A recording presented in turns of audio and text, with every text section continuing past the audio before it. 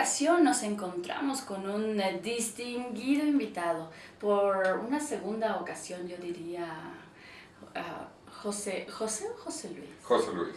José Luis. Yo también prefiero los José Luises.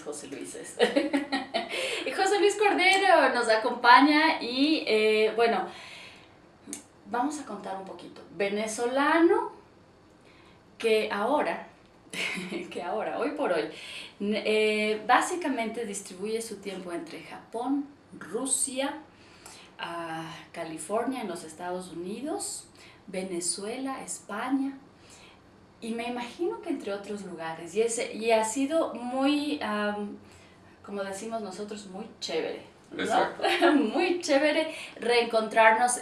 Nos hemos conocido antes, has estado en Marketing Activo antes, y hemos tenido el gusto de compartir algunos de tus criterios, José Luis.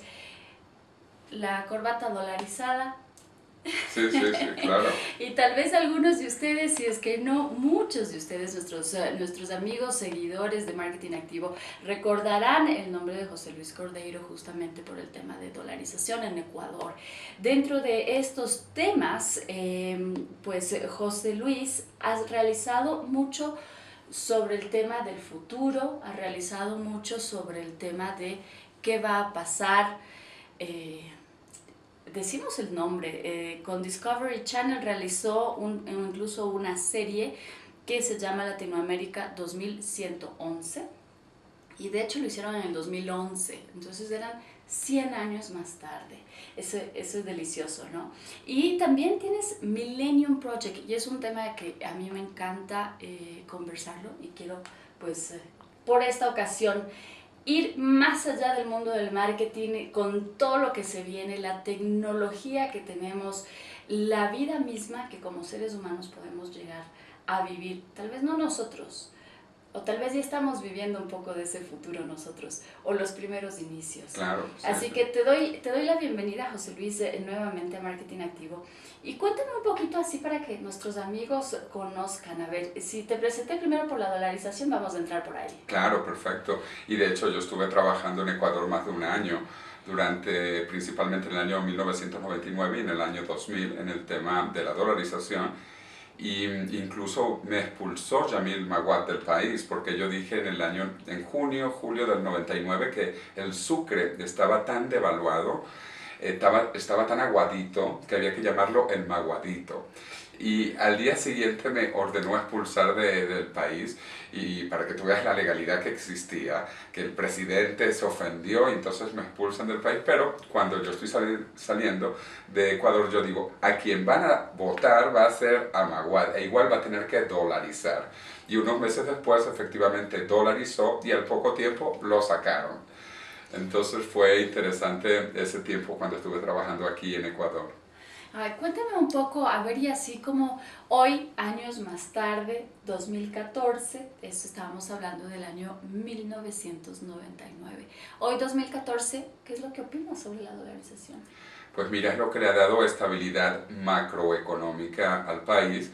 Ha eliminado básicamente la devaluación, la inflación, y permite un horizonte de planificación a largo plazo, porque antes, cuando había la hiperinflación, como en ese año terrible, 1999, pues los ecuatorianos no podían pensar en el futuro. Recordamos, yo creo que muchos de nosotros recordamos eso, incluso gente menor a mí aún lo recuerda. Claro, y fíjate, bueno, yo tuve muchísimos debates con una cantidad de personas aquí en la televisión, incluso con Rafael Correa, que entonces era profesor de la Universidad de San Francisco de Quito, con Alberto Acosta y muchísimas personas que estaban en contra de la dolarización.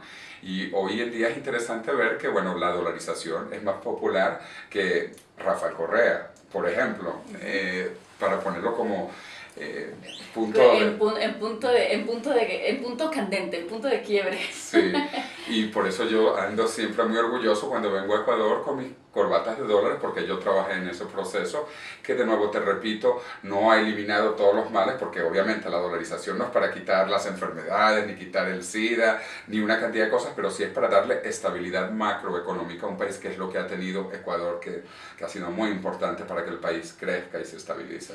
Cuando hablamos de este tema de crecimiento, que sin duda creo yo que hoy por hoy, incluso en este momento los ecuatorianos nos estamos dando cuenta, tal vez incluso los que estaban en contra de la dolarización, que sin la dolarización, pues evidentemente el flujo de caja en sus propios bolsillos, por así ponerlo, no sería el que ha sido.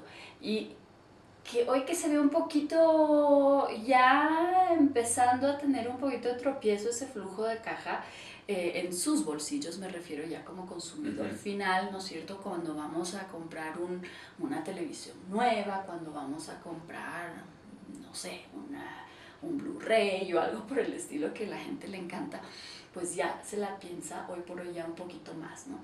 Que hace 4 años, por ejemplo.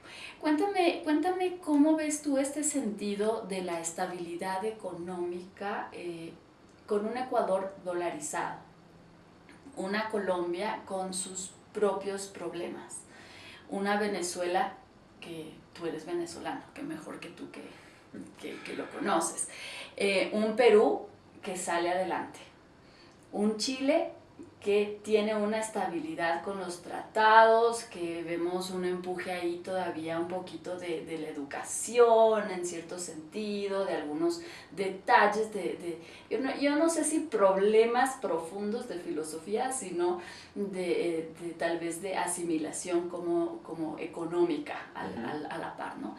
¿Cómo ves tú esta situación? Y una Argentina que no nos podemos olvidar que es pues, el segundo más grande de América Latina después de Brasil, con Cristina. Sí, bueno, obviamente hay países que les está yendo bastante bien y a otros que les está yendo pues bastante mal, ¿no?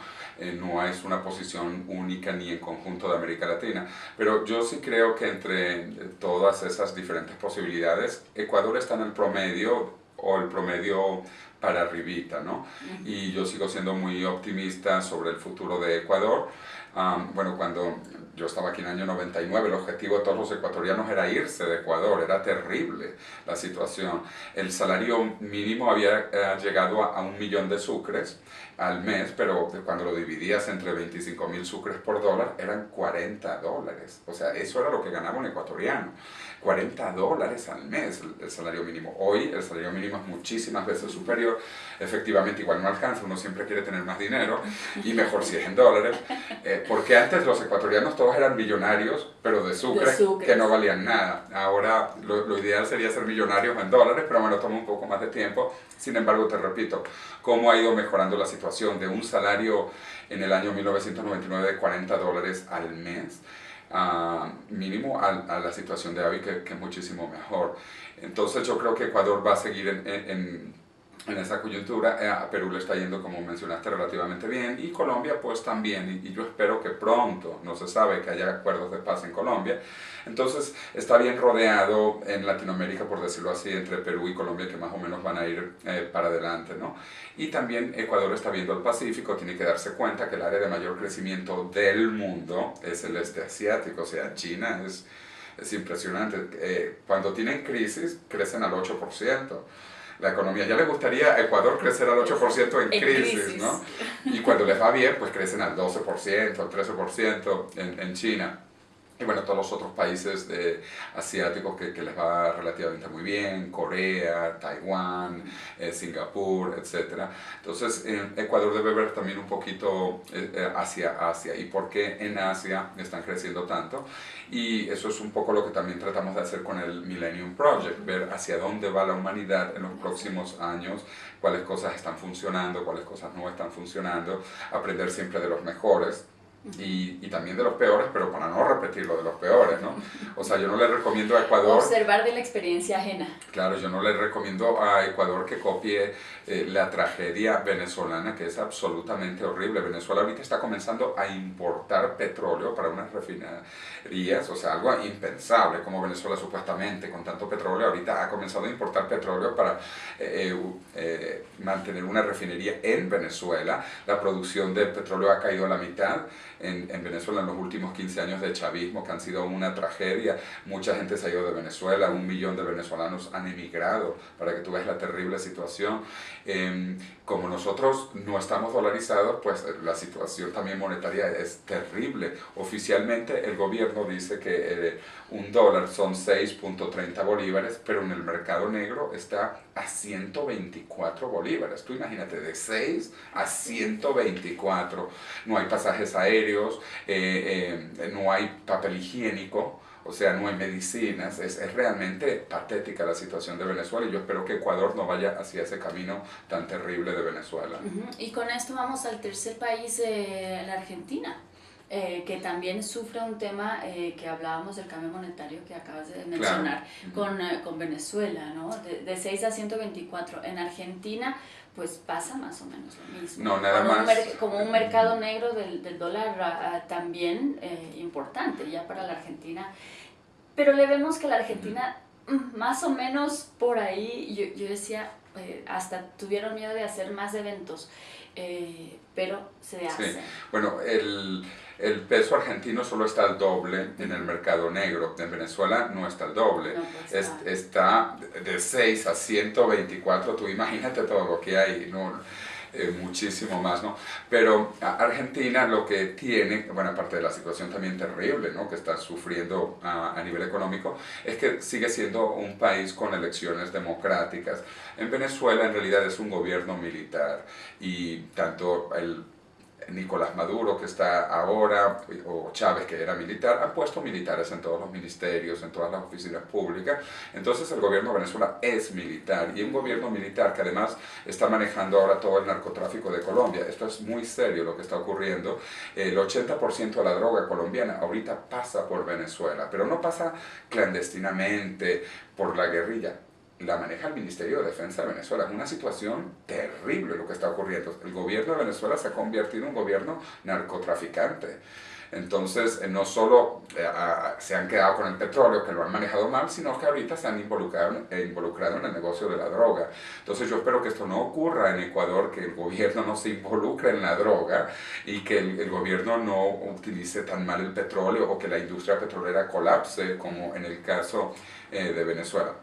Pero bueno, entonces en Argentina sigue siendo un gobierno democrático, no militar, ni militarizado. Entonces el gobierno actual saldrá durante las próximas elecciones y bueno, vendrá otros, e incluso si es de la misma facción, pero no importa.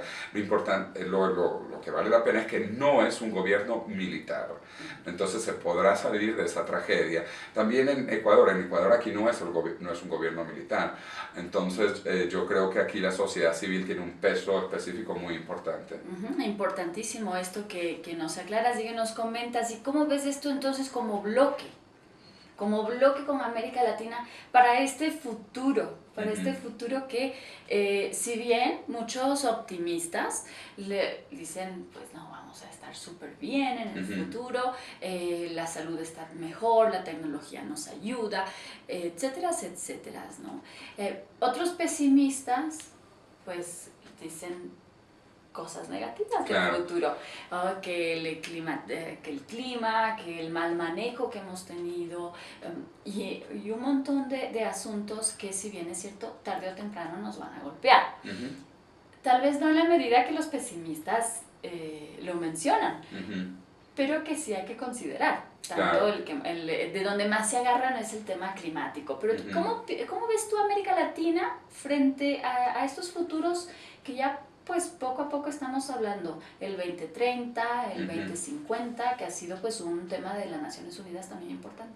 Claro, bueno, justamente nosotros en el Millennium Tenemos Project aquí el libro. acabamos de publicar este libro que es Latinoamérica 2030, donde visualizamos 4 escenarios posibles para el año 2030 y qué podría ocurrir en nuestra región en el año 2030, considerando temas económicos, temas políticos, temas sociales, temas ambientales y temas tecnológicos, ¿no? Entonces todo esto lo recogemos en este libro, que además la importancia del año 2030 es porque se celebra el bicentenario de las independencias de la región en gran parte. Bueno, como el caso de Ecuador, Venezuela, Colombia, que formaban la Gran Colombia y que a partir de 1830 se vuelven países independientes, pues vamos a celebrar el bicentenario, ¿no? Bueno, hemos celebrado muchos bicentenarios porque celebramos que sí, 1809, 1811, etcétera, pero 1830 realmente es el último bicentenario de la independencia. Entonces, con esa idea de ver 200 años atrás, tratamos de visualizar las próximas décadas. Y el proyecto Millennium, que nació como la parte futurista de las Naciones Unidas, aunque ahorita somos una ONG independiente, porque también las Naciones Unidas tienen mucha política y tiene que estar todo revisado 3 veces y en todos los idiomas. Entonces es muy complejo hablar de escenarios malos, porque siempre alguien sale ofendido en las Naciones Unidas. Entonces, bueno, el Millennium Project o Proyecto Millennium ahora es independiente, aunque repito, nació bajo el paraguas de las Naciones Unidas, para nosotros tener más posibilidad de discutir cosas buenas y malas que van a ocurrir. Los escenarios buenos son muy buenos, pero los escenarios malos son terribles, terribles. Precisamente un gobierno narcoterrorista en toda la región, y no tenemos que olvidar primero que en Colombia las FARC tuvieron un pedazo del país durante varios años, que controlaron como un país separado de Colombia. Y además bastantes años, no fueron varios años como hoy. También el lapso de la concepción del tiempo es un tema que me gusta mirar, porque si tú le preguntas a una persona de 20, 25, hasta 30 años, dices, varios años, dice, bueno, son 4. Si no estoy mal y mi memoria no me falla, pues si tú debes tener mejor el dato que yo. Las FARC estuvo en un control absoluto de esta zona de Colombia, lastimosamente, por al menos como 20 años. Claro, y el Caguán, como se llamaba, no era una ciudad, era toda una región entera que ellos controlaron. Y no olvidemos únicamente en Colombia, también en Perú, el Sendero Luminoso, se estima que murieron 75.000 personas en Perú durante esos años trágicos, en la década de 1980, muy, muy dolorosa. Y ahora también en Centroamérica es horrible lo que está ocurriendo, Honduras. Y además el propio México ahora, lo que ha ocurrido con los estudiantes que han sido asesinados, incluso con relaciones del gobierno, del narcotráfico, o sea, algo impensable. Y México no es un paísito chiquito, México es una economía muy grande y al lado de Estados Unidos, que también está muy preocupado por lo que está ocurriendo, la situación en México. Entonces, los escenarios malos son realmente posibles y terribles, pueden ser realmente terribles. Bueno, sin ir más lejos, también hay países de la región que están muy mal, como Haití. Haití lleva 2 siglos de decadencia, a pesar de que fue el segundo país que se independizó del continente. El primer país fue los Estados Unidos en 1776 y el segundo país que se adelantó a toda Latinoamérica fue Haití. Haití es independiente desde 1804 y Haití justamente ayudó a la independencia de toda Latinoamérica porque era muy rica. Era tan rica que Napoleón Bonaparte envió el ejército más grande que pisó la América extranjero. 15.000 tropas fueron a tratar de reocupar Haití y no pudieron.